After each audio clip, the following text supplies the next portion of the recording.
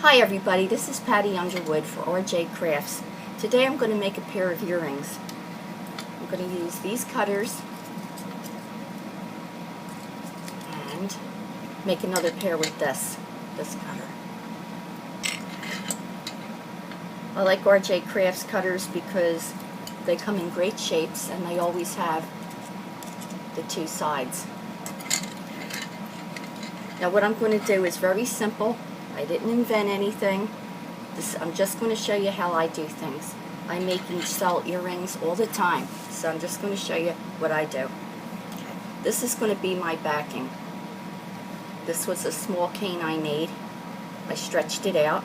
No matter where I cut on this, it's going to be okay because it's the same colors. They're not going to match exactly, and they don't have to. First thing I'm going to do is put a texture on this. I just use a little mesh, or it's a sponge or something, and I like it.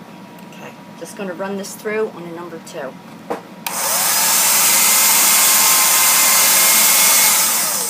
Sorry for the noise, it's a necessary evil.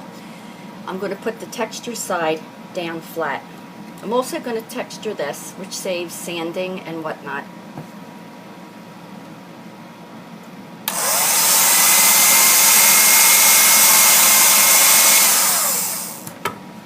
That's also on the number 2. Okay.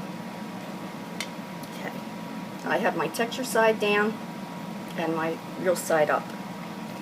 I'm going to put them together.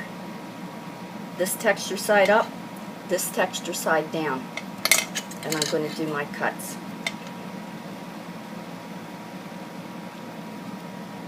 Place it where I want and push it in real good. I'm going to take my other one. Same thing. Put it in. Pushing it in with a plastic saves your hands, especially if you're very tender like me. Okay, now you're going to squash them around, move them around on the tile. When you pick this up, you're not going to have any little stragglers. I also go over it with my finger. Real good. And then when I pop them out, I can either use my finger or use a little tool. Okay? Now there you go.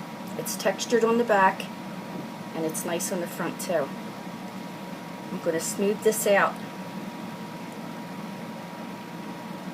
The more you perfect and smooth your piece out before it's baked, the better. It's less work to do afterwards. Smooth it out with my finger. Now you'll notice I don't play here. I have to crack these out for shows. Okay, I'm going to take that. Next, I'm going to take a blade. In this case, it's a little scalpel. I'm going to have 2 jump rings on hand and 2 earrings. Well, that's for later. Okay, I'm going to make a tiny cut right here, right down, and pull that apart a little bit. I'm going to place a jump ring in there, and I like to put the connection piece in so I don't have to think about that anymore. Leave a good bit out to be able to hook your earring, and then just squeeze it in. You don't have to squeeze it too much to distort it, but just so it's there. And the other one. Quite often I make my own earring.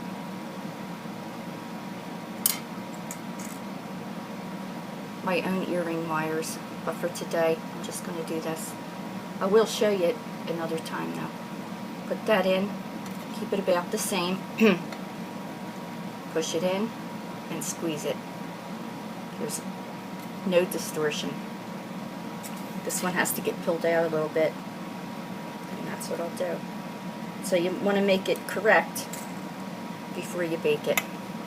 Okay, that's okay. Now here's what the earrings will be like. A right and a left. I like to keep my earrings on the small side because that's what I wear. and that's what I think other people would wear.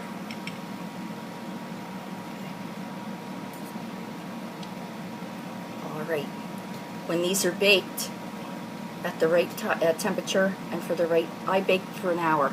I don't want this to be snapping off. And then I'll hook one of the earring wires.